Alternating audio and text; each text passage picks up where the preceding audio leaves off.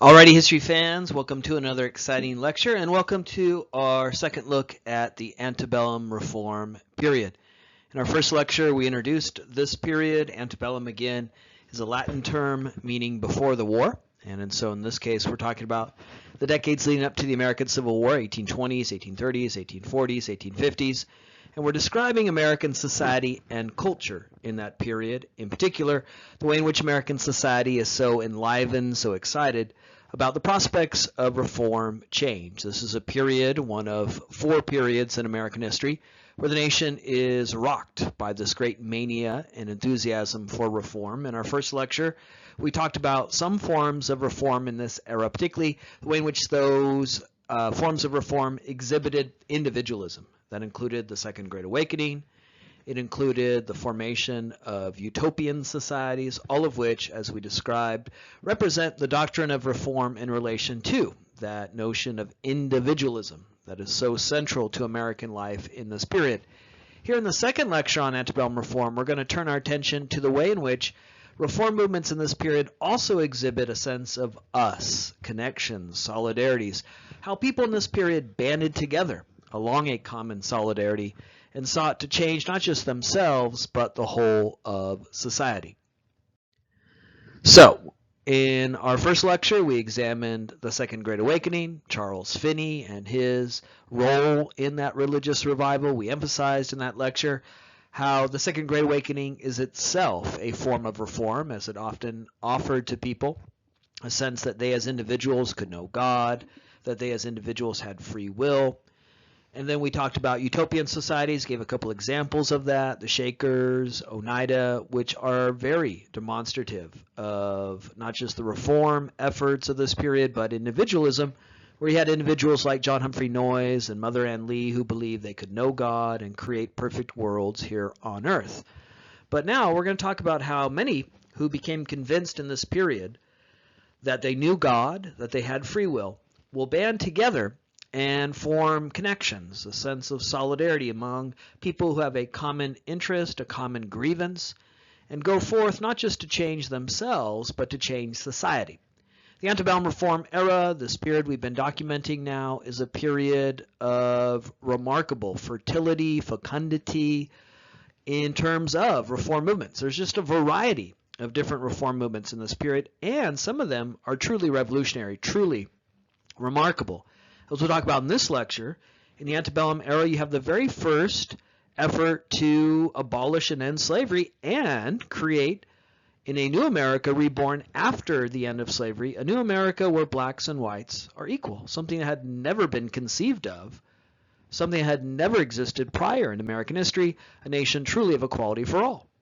As we'll talk about in this lecture, this is a period of a budding, developing, and powerful feminist movement, where women band together, united in a common grievance, a common sense of solidarity, and they seek to establish the right to vote for all, including American women, and they seek to create true equality among the genders. So the antebellum reform period is this really remarkable era where certainly the hopes, the doctrine of reform is alive, powerful, and from it come these movements that are truly ambitious, truly revolutionary. Abolitionism, an effort to end slavery and create a new America where blacks and whites are equal, to create true equality in America, spanning racial divisions, spanning racial categories in American life. And feminism, a movement in this period to establish equality among the genders. So we turn our attention now to that aspect of antebellum reform, the way in which it also, in addition to the individualism at the heart of the movements we saw in the previous lecture, how the antebellum reform era was also a period that urged Americans to come together, form these connections, imagine a sense of us rooted again in common grievances, common experiences, and articulate change and reform that would improve the lives of those groups, those communities of people. A good example of this can be found in the way in which the antebellum reform effort created new public institutions that were designed to improve conditions, quality of life for the broader public here in America. In the antebellum era, you get the very first effort to create a public school system in a period where no such system had developed prior. So this is very good evidence of what was possible in this age. You get the origins of the modern public school movement, where people came together and created tax-supported schools that educated children in America. So something we take for granted today, a public school system, something we all benefit from here at this college, was created in this period. The model that we still have, where people pay taxes, and the money from those taxes go to support schools open to all. Now, as we've also seen in recent lectures on this period, our notion of us, our notion of all, remains limited. It is the era of universal white manhood suffrage, as we talked about in recent lectures, where all white men can vote, but non-whites and women can't vote. And that's important to note here when we talk about the origins of public schools. They were open to white students only. The free blacks in northern states where the public schools were first created were forbidden from attending these schools. So from the very beginning, public education has been racially segregated in American history.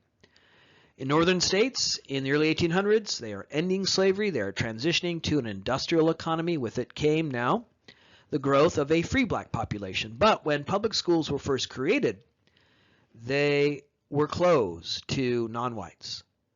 So one of the questions that endures in American history, one of the questions that we've seen here in this class as we've examined early American history, is the question of who is an American.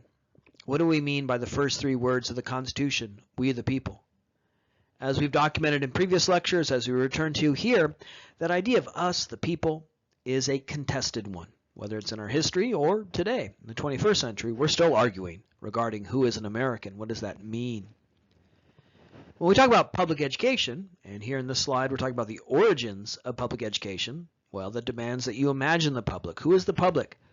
Who is to be served? Who is the public that is to benefit from such a tax-supported school system? Well, in this period, that sense of us was again racially demarcated, foreclosing education to non-whites. The first public schools in America created in this period were only open to white children. In first northern states, when they were created, the public school system was created in northern states first because part of the imperative here, part of the drive, is to create schools that will build skills necessary to thrive in a now industrial economy. From the very beginning, public schools in America were segregated based on race, and from the very beginning, public schools in America were geared towards skills rather than illumination and education. The idea here was, well, there's a new economy, one that focuses on industrialization, wage labor, so you better have basic arithmetic skills. You better be able to read and write. So what we see in this period, the antebellum reform period, is the creation of public schools that are open to all white children and designed to build skills necessary to thrive in a new industrial economy. We got a flavor of this, idea of this earlier in the class when we talked about working men's parties. One of the things that working men's parties aspire to, one group of Americans who are advancing, promulgating this effort to create a public school system, working men's parties. And they argued we need these schools because industrialization's here to stay, and I want my children to have those skills necessary to thrive in an industrial economy. So the public schools were created for that goal. There's a lot here. There's a sense of us here, although again defined by race, where people band together, the public supports these schools, people pay taxes, because there's a sense of us being created here, forged here.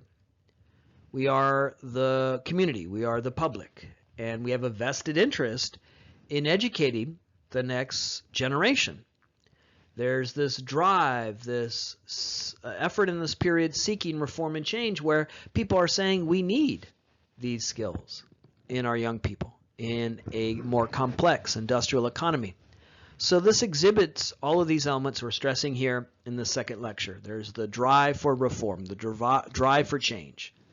Again, as we introduced antebellum reform in our first lecture, it's a period where the American public is firm in the faith that the way things are is not how they have to be. We can change things. And in this case, ambitiously, we're going to create something that's never existed before, a public school system. Prior to the creation of a public school system, the only people who received a formal education were the rich, or those who received an education through religious institutions. And that meant that most Americans went without any access to education. The vast majority of Americans weren't able to pursue education because they didn't have the means to do so. The only education you received as a poor child in America prior to the creation of that public school system was from your parents, and they may be undereducated. They may be illiterate. So this is remarkable. It is ambitious. It is creating something that never existed before, and it's designed to address a problem, a perceived problem, that in this new America of machines and factories and wage labor, you need these basic skills. And so let's create something that never existed before, out of nothing. The first public school system. So there's a lot here that exemplifies, again, the character of the antebellum reform era. Its emphasis on change, reform, the way things are, is not how they have to be. And also, what we're stressing in our second look at antebellum reform, in the second lecture, a sense of us, a sense of connection. When you talk about public schools, you are necessarily confronting that question of who is one of us, who is an American, who is the public that is to support such a system through the paying of taxes, and who is the public that is to benefit from such a system. Not just the children who can now get an education, but also the sense that we as a society benefit from this investment in public education. All this, again, is a hallmark of our public school system. Our public school system is still predicated on this model. Everyone pays taxes, and those taxes go to educate all children. And then we as a society benefit from that education. That model was created in this period, and it represents not just the ways in which Americans thought bravely, boldly, ambitiously in this period, creating something out of nothing, but also represents, again, what we're stressing in the second lecture, a sense of us, solidarity, a sense of the public, a public good, a public will to manifest and bring forward this change, a public benefit, with the key caveat that, as so often is the case in American history and American life today, when we define who's one of us, we also define who's not one of us. That all moments of inclusion are coupled with moments of exclusion. Yes, we're creating a public school system in this period, but it is limited to white learners only. Further good evidence of how antebellum reform had this element of solidarity, of connection, of reform movements for groups of people can be found in the wave of feminist efforts in this period. Now, there's an idea that develops in America in the early 1800s, along with industrialization, known as the separate spheres doctrine. And this is the idea that there are two separate spheres in life, one for men and one for women. That the public domain, the public sphere, and the political sphere is that for men, and the private, the familial, the home is the domain of women.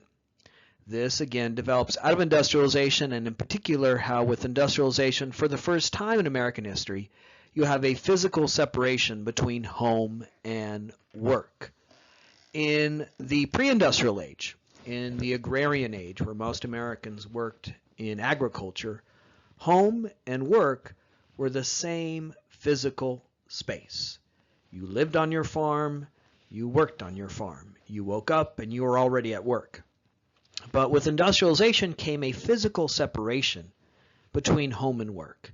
You left your house to go to a factory. Factories, because they involve complicated machines, access to rivers, in the steam age to turn steam turbines, they have to be in a certain place.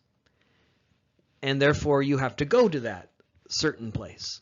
So with industrialization came a separation between home and work for the first time, and with it came the separate spheres doctrine, that there are these two separate spheres. There's the public domain, the domain of work and factories. There's the political domain outside the home, voting and political participation, and that's the domain of men.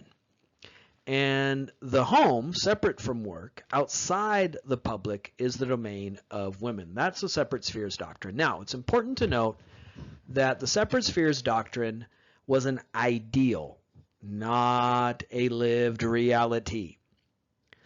We already learned that the very first industrial workers in American history were women. So, describing the separate spheres doctrine is not describing how Americans lived. Women were working. Women were in the labor force. Women were in the public and political realm. The separate spheres doctrine was an ideal, not a lived reality. Now, you can tell a lot about a society by what it idealizes, but we should not assume that the ideal is the way in which people actually live their lives. For example, if 100 years from now, our civilization is wiped out by, take your pick, climate change, a pandemic, zombie apocalypse, whatever it is that's going to end modern American life. If 100 years from now, after we're all dead, archaeologists are sifting through the remains of our society, and they find a strange rectangular sign that says speed limit 65, they probably should not assume that all of you drove 64 today, right, on the freeway. So laws, ideals, they tell us something about a society, what it idealizes, what it aspires to. Everyone should follow these rules. Everyone should live in this way. But it doesn't tell us how people actually lived. And that's the case with the separate spheres doctrine. It's not how people lived. We've already documented that women were very active in this period in the economic realm. They're wage earners. They're working in factories. They're very active in the economy as buyers and sellers. And the point we'll make here is that they're also very active in the public realm. So the separate spheres doctrine was an ideal, but it wasn't lived reality. There's never been an age in American history where women stayed home and men went to work. That's nonsense. That's bullshit. That's something from, Leave It to Beaver, right? Even in the 1950s, in the age of Leave It to Beaver, most working class and many middle class women worked. So there's never been a period in American history, even in the 1950s, where women stayed home and men went to work. And that's certainly the case here in the early 19th century, where most poor and working class families relied on the family income, where everyone worked, men, women, even small children, as we also talked about in our first lecture on industrialization. So the separate spheres doctrine was this idea, not a lived reality, that there are these two separate spheres, one for women and one for men. The public domain is the domain of men, and the home, the familial, is the home and domain of women. And in terms of politics, politics was imagined to be a public sphere open to men in an age that, as we documented in a previous set of lectures, only white men can vote. But just like women were working, just like women were active in the economy, in the marketplace, they were also very active in the political realm. They couldn't vote, but they delivered lectures, they wrote pamphlets, they led marches. Women are extremely active in this period. A more public, open, urban America, one that we've been describing now for many, many lectures. Think back on what we've been talking about in recent lectures, in politics, in the Second Great Awakening, and it's very public, performative, religiosity.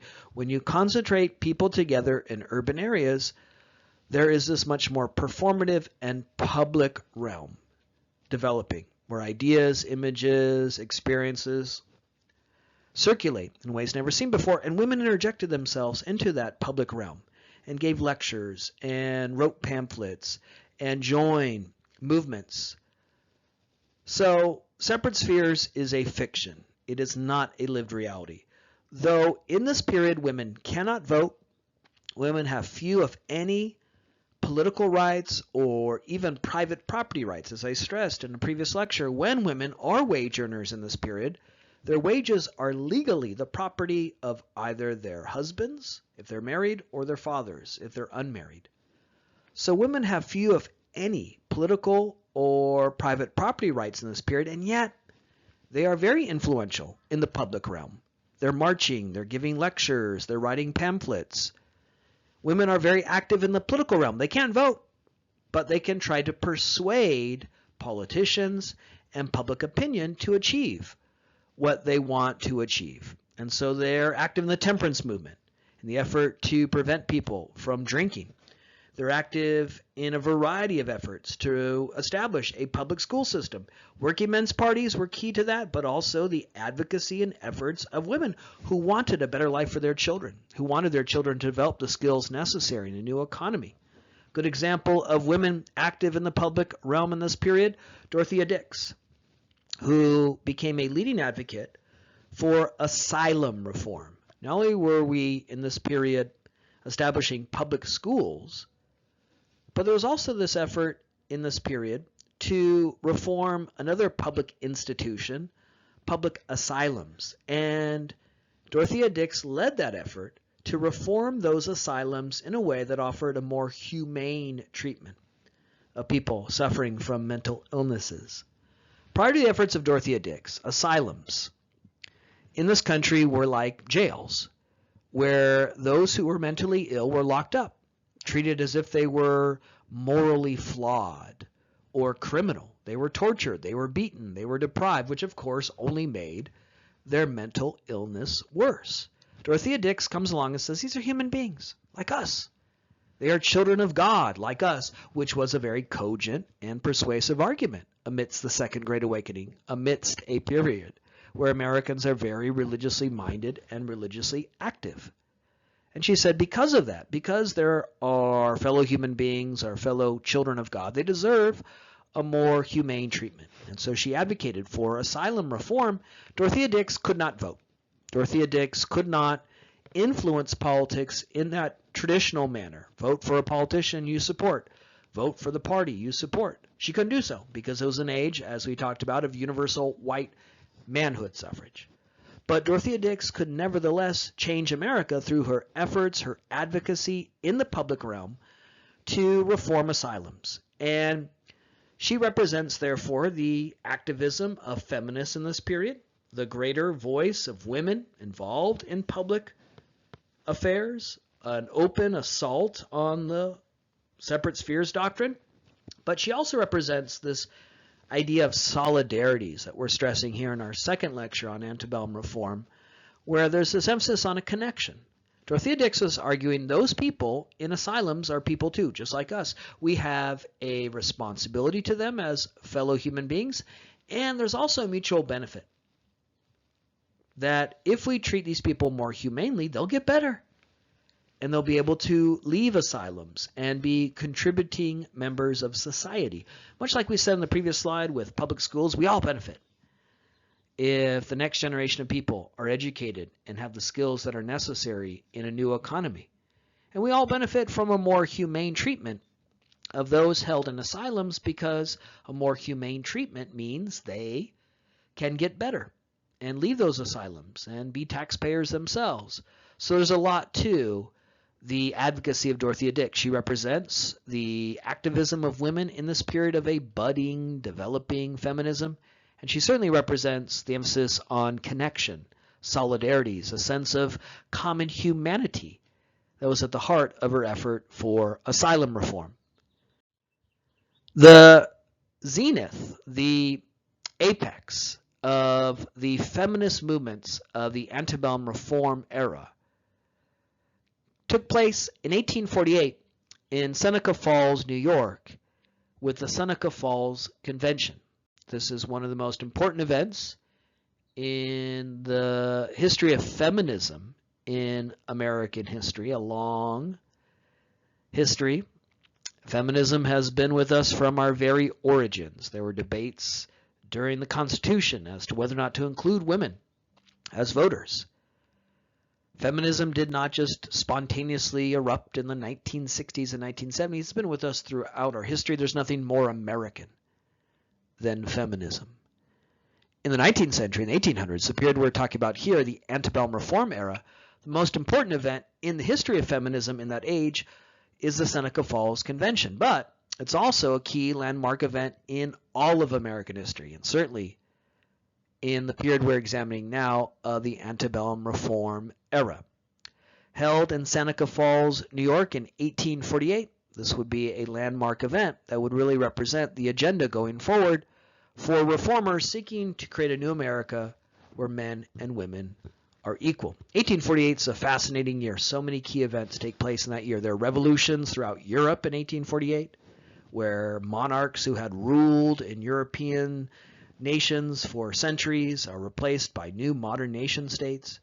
1848 will mark the end of the U.S.-Mexican War and the United States acquiring 25% of Mexico.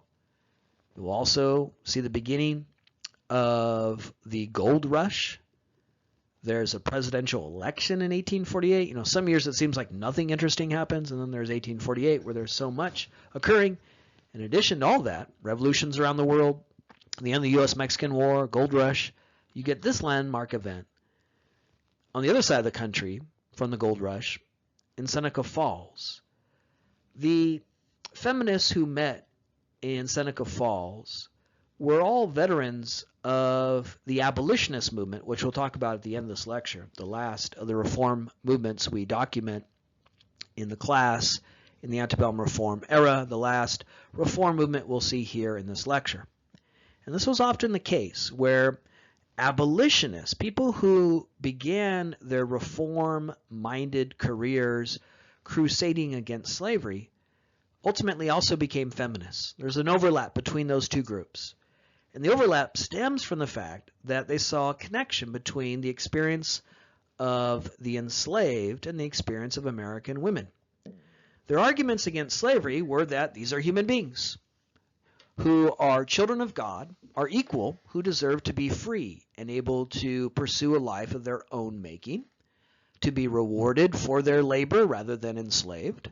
That was part of the argument of the anti-slavery movement in this period. Well, if you think about what I just said, the arguments against slavery, these are human beings who deserve to be free, who deserve to be rewarded for their labor. A lot of that argument could also be applied to American women in this period. What happens is that women join the anti-slavery movement and they make the argument against slavery and they say, well, though it's not the same, there's a lot of similarity between the experiences of African Americans in slavery and the experience of all women who are also unfree, denied reward for their labor, and denied independence, a chance to pursue a life, a career, an education of their own making. So there's a common language, a common vocabulary here of aggrievement. What language and arguments are used against slavery can also be used in the cause of feminism. Now, it's important to note they're not equal. The experience of a white woman in a northern state is not equal to an African American slave in the Cotton Belt. The degree of unfreedom, the degree of injustice, the degree of inhumanity is not the same. To be a slave meant you had no control over your body, no control over your fate. You were subject to rapes and beatings and terrorism. So I do not, and the people who made these arguments at the time, see these as equal experiences, but there's a commonality here, that the arguments that we make against slavery can also be used for the emancipation of American women. They too are unfree. They too are denied independence, an opportunity to be masters of their fate. So again, what happens is that people who began their career crusading against slavery make those arguments, and they hear a common language, a common vocabulary that can also be used to hone and develop an argument for the emancipation of American women. And what's the baseline here? What's the common denominator? All human beings are equal and deserve to be free. That's an argument against slavery, and it's an argument against sexism and in the cause of feminism. So, In 1848, you get this landmark event organized in Seneca Falls where abolitionists, those active in the anti-slavery crusade, are also here advancing an argument for ending all inequalities based on sex. Big part of the agenda at Seneca Falls was the right to vote. And you have at the Seneca Falls Convention the feminists, men and women who gathered there, arguing that all women should be able to vote. And that would become a key goal of the feminist movement of the 19th and into the 20th century. And it's, again, a chance for us to think about the insights that we advanced in our recent lectures on the Jacksonian era and why we cannot see that as a more democratic age. Yes, all white men can vote, but think about the millions of women who still couldn't vote. If we're truly a democracy, why have we foreclosed voting, suffrage, the right to vote, to 50% of the population?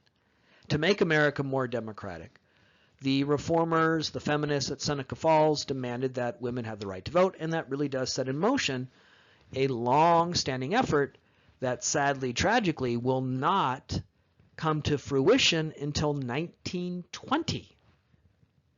Many, many decades after the Seneca Falls Convention. It's not until 1920, with the ratification of the 19th Amendment in the early 20th century, that all white women in this country can vote. And it's not until 1965, just 55 years ago, with the Voting Rights Act, that women of color have been able to vote in this country. So again, one of the insights, one of the lessons to take away from this class is that the story of America is not the story of democracy. It's the story of the fight for democracy, because for most of our history, most of us haven't been able to vote, as voting rights have been limited based on race, gender, and class. Well, a big moment in that fight for democracy, the Seneca Falls Convention of 1848, where the organizers of this meeting identified suffrage, the right to vote, as a key reform that would make America more democratic, more equal. At the Seneca Falls Convention, the delegates there drafted a document, which was their call for change, their manifesto, which included the very bald call for suffrage as a key and necessary component of reform. They drafted this document that was modeled on the Declaration of Independence that they called the Declaration of Sentiments.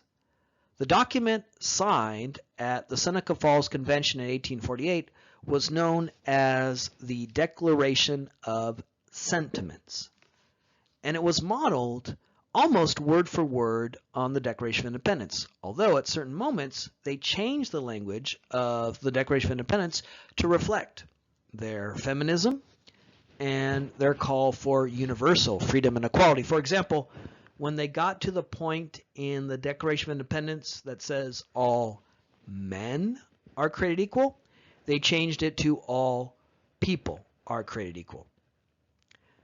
This is a good example of the point I made, way back in those lectures when we talked about the Declaration of Independence, our lecture on the American Revolution. I noted in that lecture many, many times that the men who wrote that document, signed that document, were often slave owners. They didn't believe that all are equal. They would later create a government under the Constitution where voting rights were remained limited to white male property owners. But the language of the Declaration of Independence is open, universal, transcendent. It says all men are created equal. And the point I made in that lecture, now we have more evidence of here in this lecture, was that going forward in American history, people would come along and take that open, transcendent, universal language and say, that applies to me too. I too am a human being. I too am an American. I too deserve to be free. We already saw that earlier in the class with Nat Turner. Nat Turner originally conceived his revolt in the name of liberty, ending slavery, for July 4th, 1831. Now, here in 1848, you have women claiming that document and saying that revolution with its ideals of liberty, natural rights, applies to me too. I too deserve life, liberty, and the pursuit of happiness. So the Seneca Falls Convention's a good, concrete example of the point I made earlier, that the revolution does not end in 1776. It continues on, because going forward in American history, individuals who are not seen as equal, free, African Americans, Native Americans, women, would come along and take that language and say that applies to me too. And the Seneca Falls Convention's a good example of that, as the delegates to the convention signed this document, the Declaration of Sentiments, modeled almost word for word with some clever and revealing changes on the Declaration of Independence. In short, they wanted a reform that would create true equality among the genders, reform all inequities, inequalities under law, allowing women to pursue a career and education, to vote, to be equal members. To imagine a sense of those first three words of the Constitution, we the people that do include all. So again, in the second lecture on antebellum reform, we're talking about how in this period, yes, you get so many reform movements that exhibit individualism. Second Great Awakening, you the individual can know God. You the individual have free will. You the individual can create a perfect world here on earth. You can become morally perfect. But now in the second lecture, we're also seeing how in this period of such fertility, fecundity, possibility, people are coming together and they're imagining a new America. In this case, where men and women are equal at the ballot box and in all aspects of American life, where we fulfill our long-deferred promise of equality and freedom for all, where women can pursue a life of their own making, pursue a career, an education, and live as equals. So it really is a remarkable moment, not just in the history of antebellum reform, our subject in these two lectures, not just in the history of feminism, but really in the larger history of the ongoing debate regarding the nature of citizenship, equality, and freedom that has spanned American history. Seneca Falls Convention of 1848.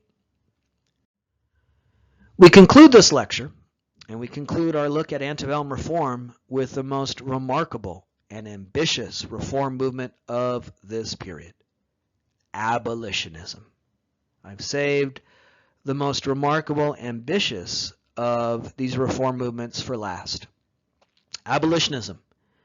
There develops here in the 1830s, 1840s, 1850s, a movement to abolish slavery. And, once abolished, create a new America where blacks and whites are equal. Abolitionists had two twin drives. Yes, they wanted to abolish slavery, but that's not all. They also wanted to, once slavery is abolished, create something that had never existed before. An America where blacks and whites are equal. Think back to everything you've learned in this class. The first slaves arrive in 1619, almost at the very beginning of English America. Over the course of the next 200 plus years, the most powerful, profitable slave regime in human history, predicated on dehumanizing African Americans, develops. And then, in the 1830s, these guys come along, the abolitionists, and say, we're going to end all that, and we're going to create a new America that finally lives up to its ideals of freedom and equality for all, where blacks and whites are equal.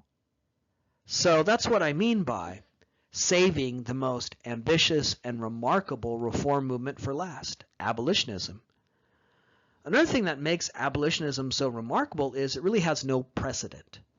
Because prior to abolitionism, prior to the 1830s, the only anti-slavery movement in America that existed was the colonization movement, which is the exact opposite of abolitionism. Colonization was an effort to send emancipated slaves or free blacks to Africa, to acquire land in Africa as a colony and send former slaves or free blacks to Africa to deport them. That is the opposite of abolitionism. Abolitionism was the idea that we're going to end slavery and then create a new America under law, in society, where blacks and whites are equal. We're going to live side by side. We're all equal Americans. Colonization is the opposite of that. It imagines an America for whites and whites only by purging the nation of African Americans. Now, as we stressed many, many times, in the early 1800s, northern states are industrializing. They're shifting to a very different economy centered on people living in cities, working in factories, selling their time for money. As a result, northern states ended slavery as they transitioned to that manufacturing industrial economy. With the end of slavery came necessarily the growth of a free black population. Basically, this takes place by northern states passing laws that said all existing slaves, they're still slaves, and they'll be slaves for life. But their children will not be condemned to slavery, that they're not born into slavery, so that over time you'd have the birth and growth of a free black population. What was the response to that? Colonization. Colonization was the idea that, well, we're going to deport, remove these free blacks so that the only people are whites, to preserve a white-only America. So, with the end of slavery in northern states, there was the birth of this colonization movement, which is the only movement prior to abolitionism to accept the end of slavery. Okay, we're going to end slavery as we transition to this new economy of industrialization. But as we do so, we're going to purge the nation of the reminders of slavery, its African American population. We're going to say to these people, you may no longer be slaves, but you'll never be Americans. And to that end, we're actually going to remove you from the borders of the United States. There's obvious analogy here to Indian removal. Think back to our lectures on the Jacksonian era, how in the 1830s, in this period, the antebellum era, a law was passed that called for the physical removal of tens of thousands of people who weren't white, Native Americans, leading to the Trail of Tears. Well, in the same period, there's this scheme to rid America of its African American population by physically removing them to Africa, to preserve an image of we the people, of us for whites and whites only. Colonization failed. It never worked. Land was secured in Africa, in West Africa, which is the modern day, in the 21st century, nation of Liberia. If you look at a map of Africa, there on the west coast of Africa is this country, Liberia. That was the land that was acquired by the American Colonization Society as a dumping ground for African Americans as part of this effort to create a white-only America. The capital of Liberia, the capital of that nation today, is the city of Monrovia, named after the then, in the early 1800s, President of the United States, James Monroe. So the history of colonization is right there on the map if you know where to look. But this never works. Why? Because African Americans didn't want to live in Africa. They were Americans. They were born here, and they wanted to be Americans, equal, free. So very few African Americans take up the opportunity to go to Africa. I mean, it would be like going to Mars. They have no connection to Africa. They were born here. They think of themselves as Americans. Why would they want to go to Africa? It wasn't a product of the hopes and volition of African Americans. It was a product of the hopes and volition of white Americans who wanted to remove African Americans.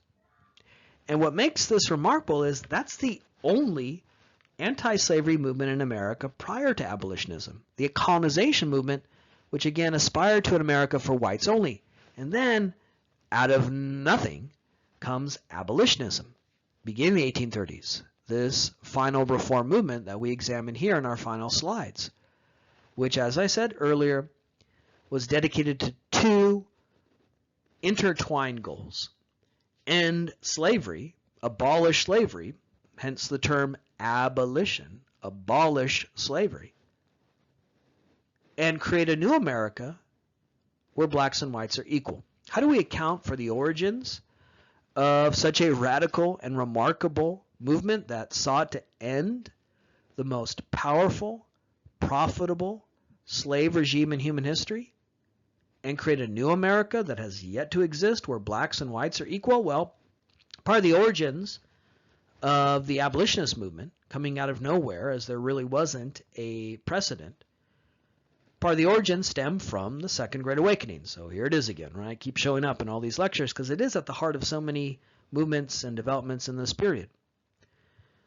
Second Great Awakening, again, was rooted in two core assertions. God is knowable and free will, meaning you, the individual, could know God, and you, the individual, have free will. And we've seen in our most recent lecture how that is key to the Reform era. Abolitionists said, we know God, and God abhors slavery.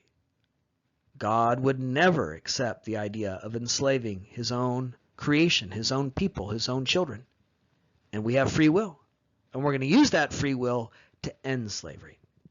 So part of the origins of abolitionism comes from the religious basis behind the movement sparked by the Second Great Awakening and its core doctrines of a knowable, understandable God, a morality that can be known and revealed to you, and the imperative of free will, that you must make a choice. You're either working in the cause of God or you're working against God. Abolitionists always argued that there's only two choices. You're either working to end slavery or you're helping slavery. There's no middle ground. There's no gray area.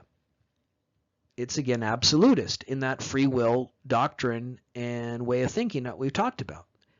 That's why abolitionists every day work to end slavery. That's why they helped slaves run away. That's why they offered their homes as stops on the Underground Railroad. That's why they broke the law and helped slaves be free.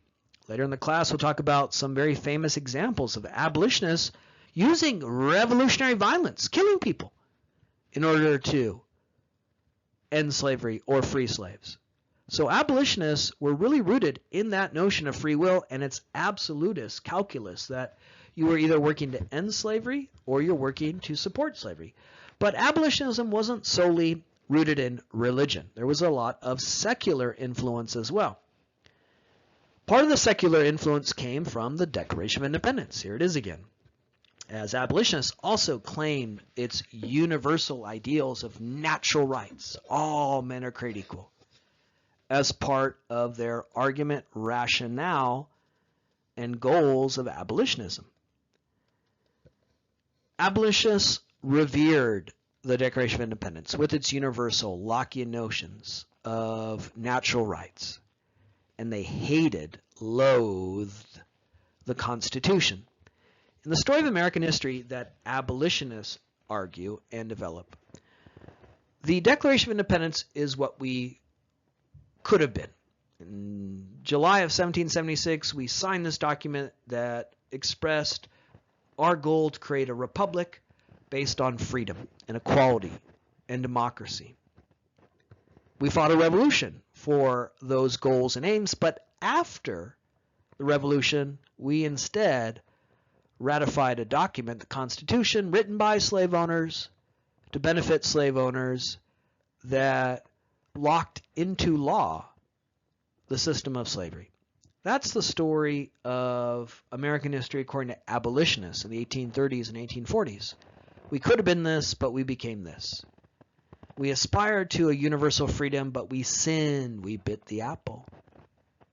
And instead formed a republic rooted in slavery. What abolitionists hoped to do was to get us back to what we could have become, to return us to that revolutionary moment of the Declaration and truly fulfill that promise that for now has gone unfulfilled. So abolitionists were deeply influenced by the secular ideals of the Declaration of Independence, Lockean notions that come out of the Enlightenment of a universal humanity, natural rights. They said America claimed to be an exercise in liberty but has failed. Instead, it turned around and wrote and ratified a document, Constitution, that has made America unequal. The great goal of abolitionists was to get us back to what we could have been and finally fulfill that dream unfulfilled. So that's part of the secular basis for abolitionism. The other non-religious secular basis came from the market revolution, industrialization, all those economic trends in northern states in this period. As we've talked about, the market revolution, the industrial revolution, was really rooted in this idea that hard work pays, right? Show up on time, be temperate, be frugal, maximize your wage, maximize your freedom, maximize your opportunity, be independent, in charge of your life. Tap into the new energies and opportunities of this age of wage labor. The market revolution, industrialization were rooted in that idea that labor is valuable. Labor should be rewarded. That if you work hard, you should be rewarded. That if you work hard, you will be rewarded. That hard work profits, and that labor is valuable and should be rewarded. That maximizing the wage of earners in this period was a way of maximizing their freedom. Well, slavery is the opposite of that way of thinking. Slavery says your labor is worthless. It's worth nothing. You get nothing for your labor. And that ran counter to the ideals of the market revolution, industrialization, wage labor, that said labor is inherently valuable. And from that, Northerners could argue that blacks, slaves in the South, also deserve reward for their labor. Their labor is valuable too. They could also argue that wage labor should be the rule for all. If you see wage labor as emancipatory, freeing, the thing that makes you free, that allows you to maximize your freedom, you seek it for all as the norm, as the only labor system. And that would lead to, in part, the abolitionist argument to abolish slave labor. So there's a religious basis that comes out of the Second Great Awakening, and then there's this secular basis rooted in the Enlightenment ideals enunciated in the Declaration of Independence and the economic changes in northern states associated with the market revolution and industrialization. And from that comes abolitionism, which had two intertwined goals. End slavery now, because it's inherently evil. We are going to use our free will as servants of God here on earth to abolish this evil of slavery. Now, as we'll talk about in some lectures to come, there are other arguments against slavery in this period that argue, well, slowly over time, slavery will die out because the future is industrialization, the future is wage labor, and so eventually the South will be dragged into that future. Abolitionists took a different approach. They said slavery ends now, because every day going forward with slavery is a stain upon our collective soul. It is a sin that all of us are complicit in. As we'll talk more about in lectures to come, abolitionists always argued that we're all guilty. You don't have to be a slave owner. You don't have to be an overseer with a whip. You don't have to be a slave trader. Everyone is guilty, and therefore everyone must work to end immediately, now, abolish slavery. Not slowly, not over time. It ends now. In the 1830s, these guys come along, and they say, we're going to end slavery. We're going to end the most powerful, profitable slave regime in human history. We're going to end something that has been part of our history from our very beginnings. But that's not all, history fans. Abolitionists also argued that once we end slavery, we're going to also create a new America where blacks and whites are equal. Think back to everything you have learned in this class up until this moment. All of American history since 1619 was dedicated to creating a racial divide between black and white. We talked about that in our very first lecture on slavery, how beginning in the 1620s, almost immediately after enslaved Africans arrive, laws are established that have a racial divide, that treat people differently under law based on race. And that only amplifies and continues over the next 200 years. And then here come these guys and say, oh, that ends. We're going to end slavery, and then we're going to create something that has never existed before, an America that finally lives up to its ideals of equality and freedom for all. This is some pretty ambitious stuff here. And maybe we could find some hope here. It's tough to find hope in 2020, I know. There's a lot of things to be worried about, a lot of things to be pessimistic about. But maybe we could find some inspiration from these dreamers, the abolitionists, who come along in the 1830s and argue, as we've summarized now, slavery ends now. We're going to end the most powerful, profitable slave regime in human history, and we're going to create a new America where under law, blacks and whites are equal. As we will see in lectures to come, I promise we're going to get there. Many who founded this movement in the 1830s will live to see it. In 1865, we abolished slavery. And soon after, an amendment is added to the Constitution that guarantees equal protection of law. Now, the story is a little bit more complicated than that, but we do ratify the 13th Amendment in 1865 ending slavery, and we do ratify a 14th Amendment in 1868 that demands equal protection, equal under law for all. Point here is what seemed like an impossible dream, a quixotic, impossible, romantic effort in the 1830s. You guys are going to end slavery? Good luck with that, right? That impossible dream is realized. And so maybe there's some hope here for us dreamers of today. In the 1830s, 1840s, abolitionists come along and they aspire to not only ending slavery, but once slavery is abolished, once we are cleansed of that original sin, there's a chance for redemption, resurrection. We can be redeemed and resurrected as a nation where all are equal. In the second lecture, we're talking a lot about connections, solidarity, a sense of us. That's also at the heart of antebellum reform, along with the individualism. And in the case of abolitionism, it's the most remarkable sense of solidarity of all, because abolitionism, in this effort to end slavery and create a new America where blacks and whites are equal, was rooted in a common humanity. We're all human beings. We're all children of God. We all deserve to be rewarded for our labor. We all deserve a chance to live as free individuals. What undergirded abolitionism was the most remarkable, expansive sense of us possible. We're all human beings. It is a sense of us, the public, Americans, people, human beings, that encompasses all of us. A major force in the abolitionist movement was a newspaper founded in 1831 by William Lloyd Garrison, the Liberator. 1831 is the year of Nat Turner's blow against slavery, the rebellion he will launch in August in Hampton County, Virginia.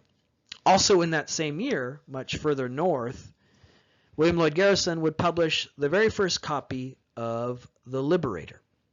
Now, we talked about how, and we'll talk more in lectures to come, about how a print culture is developing in this period that is much more voluminous than ever before thanks to the steam press. And we talked about how with people traveling on railroads, there was this market for newspapers and novels and pulp fiction. Well, also with this change in print and the steam press came a key aspect of the abolitionist movement, newspapers, abolitionist newspapers, and the first prominent and important one was published as early as 1831, The Liberator, by William Lloyd Garrison. William Lloyd Garrison was a white man, but on the pages of The Liberator, he published the accounts of runaway slaves, African Americans, and that's part of what makes The Liberator so important. It is arguably the very first time in American history where African Americans had some voice, some ability to represent themselves. On the pages of The Liberator, runaway slaves could write articles, have them published, printed in the thousands, and then circulate around the country, offering, again, something unimaginable prior. The ability of African Americans to interject their perspective, their subjectivities into the public culture, and in doing so, take control of their own representation. Prior to this, the only time African Americans were represented was by whites. At the same time that The Liberator is first being published, there in northern cities is the development of a uniquely American form of theater, minstrel shows. In the theater districts that sprouted up in the 1830s in northern cities, you had, in the 1830s, performed in those theaters a uniquely American form of entertainment called minstrel shows, where whites smeared their face in burnt cork, put on blackface, and represent themselves as African Americans in a way that perpetuated stereotypes, racism. It's the beginning of what sadly, tragically endures to this day, the phenomenon of blackface. That represents how African Americans are being represented by whites. White men are standing on a stage with burnt cork or grease paint and representing themselves as black.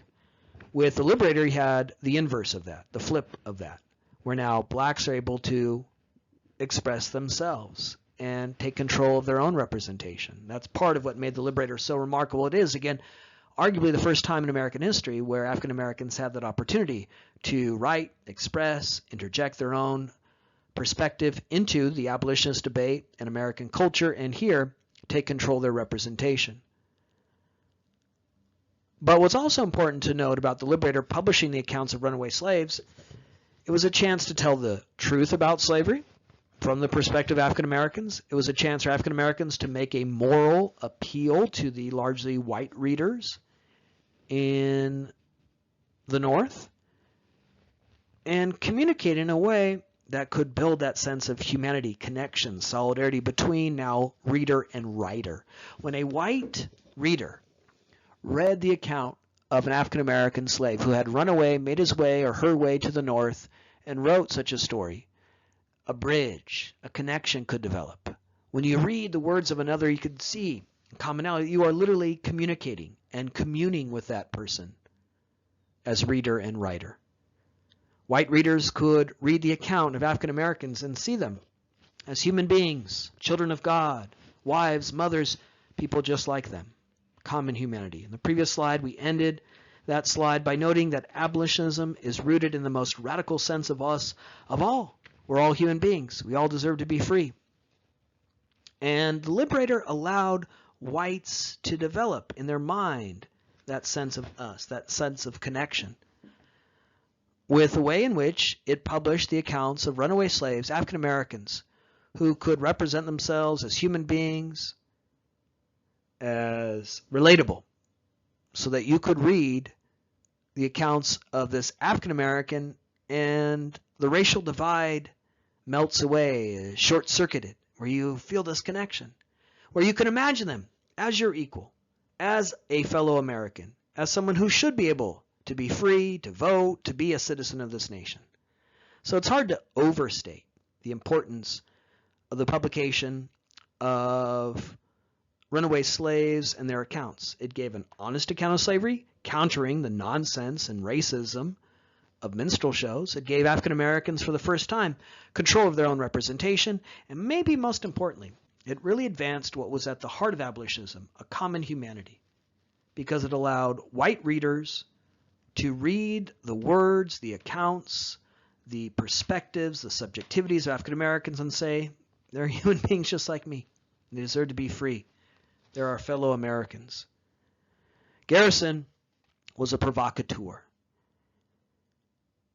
His newspaper, The Liberator, really helped to create an institution, a base, a rallying point for an abolitionist movement that often argued with itself. You know, we talk about abolitionism in this lecture as if it was a monolith, that all abolitionists agree, they all had the same vision. It's not true. Abolitionism, like any movement, was fractured, divided, argumentative. They often disagreed about tactics, about arguments. But one thing that kept them united was Garrison and his newspaper, which was really this focus as one of the very first and most successful abolitionist papers. Garrison, as a result, became himself a key figure in the movement, and as part of that, he was a provocateur who burned copies of the Constitution in public, inviting a lot of scorn and wrath. But he burned copies of the Constitution because he said, I don't respect these laws. These laws are written by slave owners to benefit slave owners and perpetuate the evil of slavery. Garrison, as an abolitionist, made the argument that we've said is at the heart of abolitionism. You must break the law. Morality demands it, because if you're not working to end slavery, you're working to perpetuate and continue slavery. That's why Garrison and other abolitionists would help slaves run away. Slaves were property. Helping a slave run away was a crime. They would harbor slaves in their homes and give them safe passage. In some extreme cases, abolitionists killed slaveholders to free their slaves, as we'll talk about in some key events in lecture soon. Garrison lived his life with a target on his back. He endured death threats. Abolitionists were often killed by mobs in the North who hated their radical agenda. Northerners were often just as racist as Southerners, and they were also revolted by an abolitionist movement that wanted to create an America where blacks and whites are equal. But abolitionists like Garrison endured those death threats because they said, we're the most American of all. We're trying to make America what it was at its beginnings, at its origins, and has failed to yet become a nation of equality and freedom for all. William Lloyd Garrison first publishes The Liberator in 1831, that fateful year of Nat Turner's rebellion. It becomes a focal point of an often complicated movement, argumentative movement. The Liberator allowed African Americans to take control of their representation the way that we've described here. It advanced the moral argument that slavery is evil and must be abolished. It advanced the aspiration for a new America, reborn, resurrected, where all are equal.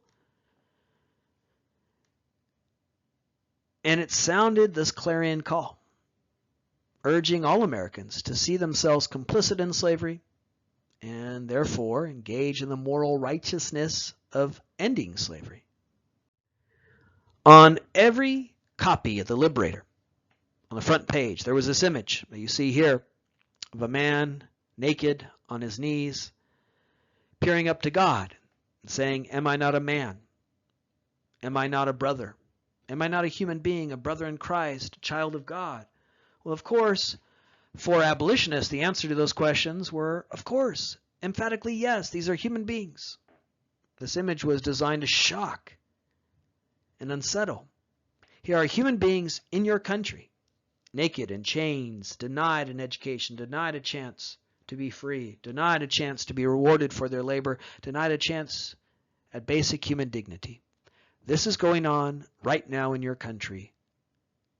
What are you going to do about it? That was the heart of the abolitionist message. They sought to end that evil of slavery and create a new America where blacks and whites are equal. They had a vision of us, solidarity, connection, what we're emphasizing in the second look at antebellum reform, rooted in a notion of a common humanity where all deserve to be free. They had a notion of freedom that was truly Lockean, universal, transcendent, applicable to all. But at the same time, as we've also learned in recent lectures, you have the rise of the Cotton Kingdom. You have the creation of a slave society in the South where all members of that society see who they are, what they value, and what it means to be free through slavery. Southerners argue freedom is not possible without slavery. Slavery makes white men free. Slavery allows white men to be free in charge of their destiny, profiting off the labor of those who can never be free. What's hard for us to understand, what's difficult for us to get our minds around, but what is crucial for your understanding going forward in lectures as we head towards the Civil War, is the idea that the Civil War, the great clash over slavery in the mid-19th century, is a clash between two different notions of freedom. There's a notion of freedom at the heart of the abolitionist movement, a universal freedom that demands the end of slavery, articulated here in the Liberator and the abolitionist movement that we've examined here in our final slides. And then there's the notion of freedom at the heart of the slave society of the South that cannot imagine freedom without slavery. When Southerners secede from the Union, say we're not going to be Americans anymore, we're going to create our own separate nation to preserve and extend slavery, they imagine their effort as one in the name of freedom. It's really hard for us to compute, really hard for us to understand, as we in our 21st century mentality tend to think of slavery and freedom as opposites. But for Southerners, two sides of the same coin. Abolitionists, though, had a very different notion of freedom. All deserve to be free, not just white men. And so there's this growing divide over that variable, contested concept of freedom that will eventually lead to a civil war, as we'll see in lectures to come. Here, though, today we examine the other side of antebellum reform, how antebellum reform created a sense of us, connection among groups, solidarities, as people united, created a public school movement, asylum reform, feminism, and what we've seen here in our final slides, the most remarkable of all these reform movements, abolitionism.